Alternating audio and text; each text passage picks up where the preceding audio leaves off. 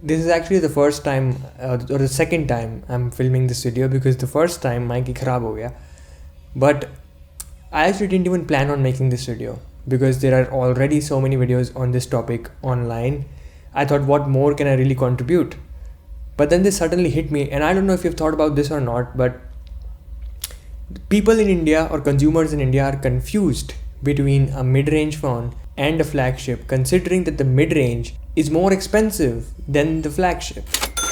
Does that make any sense? I mean, it's a reality because of the marketing that OnePlus has done. And if you've been following, I think you'll agree that OnePlus has done an incredible job into making people believe that this is the next best thing after the OnePlus One. And if you think about it, they actually had to do it. They had no other choice other than making you believe that this is the next best thing, because they knew that they are launching in a market that has a K20 Pro, which has flagship hardware at a very low price tag. In fact, what OnePlus did with the Nord, it almost seems like Redmi under-marketed the K20 Pro.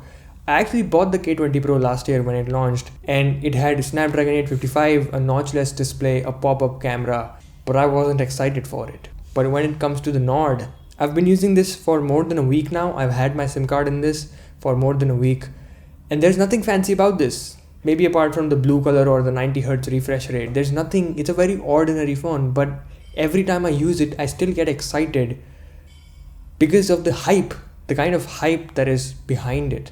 I'm still not bored of it, even though it does nothing special. So you should totally get the K20 Pro instead of the Nord, right?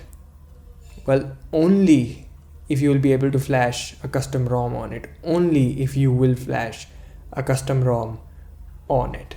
See, it is very clear that the K20 Pro has a better hardware than the Nord. Snapdragon 855, a very robust, all-glass build, incredible PUBG performance.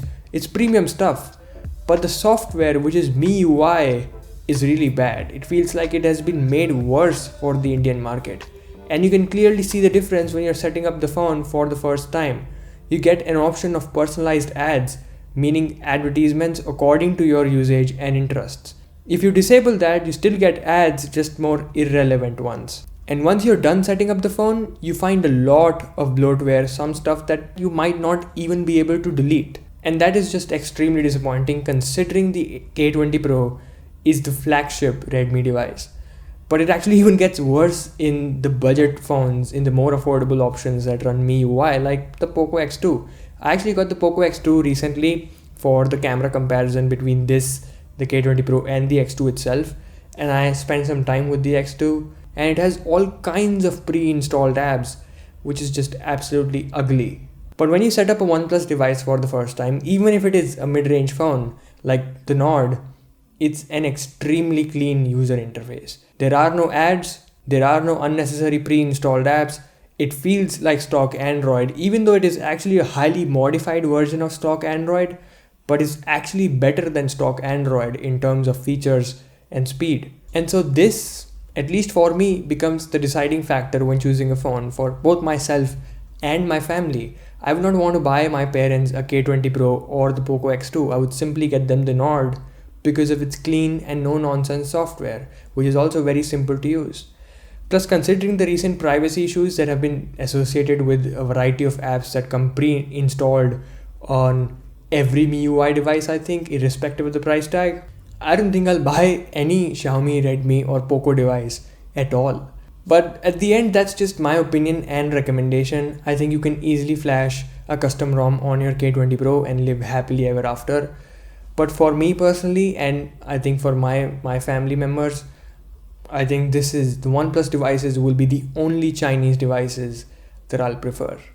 But that's it. I hope you enjoyed this. I hope you gained some value out of this. This was obviously not your typical K20 Pro versus the Nord video. But that's because there are plenty of videos already of that kind on the platform. So hope you enjoyed this. Hope you gained some value. Make sure to do the needful, and I'll talk to you in the next one. Next video is also going to be on the Nord. This is a pretty interesting phone, even though there's nothing interesting about it. Talk to you in the next one.